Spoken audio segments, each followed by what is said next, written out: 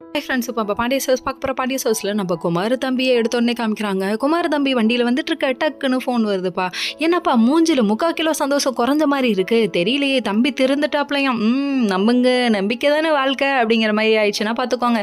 அதுக்கப்புறமா அவங்க friend call பண்ணி இங்கே வரியாடா அங்கே வரியாடான்னு சொல்லி கேட்க, எனக்கு என்னப்பா இந்த இப்போலாம் யாரு கூடயும் சுத்த விருப்பம் இல்லைப்பா, அதனால நீ கம்முன்னு கிடப்பா அப்படின்ட்டாங்க.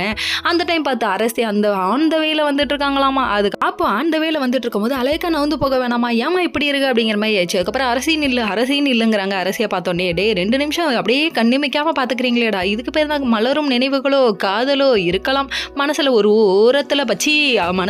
ஓரத்தில் அவ இருக்கா அப்படிங்கிற மாதிரி ஆயிடுச்சு.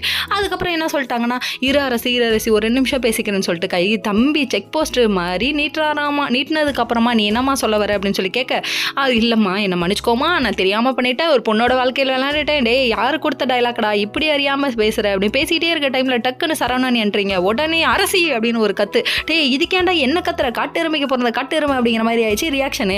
அதுக்கப்புறம் பார்த்தா என் தங்கச்சிட்ட இதுக்குடா உரண்டை இழுக்கிறேன்னு சொல்லிட்டு கண்ணா பின்னான்னு அடிக்க போயிட்டாரு. அப்புறம் உரண்டெல்லாம் இழுக்கலன்னா அவர் எதுவுமே பண்ணலை, விட்டுருங்கன்னு சொல்லிட்டாங்க. அந்த நிமிஷம் கூட என்னை பற்றி யோசிக்கிறாளேன்னு மலரும் காதல் வேற லெவலில் வந்துருச்சுப்பா அப்படிங்கிற மாதிரி.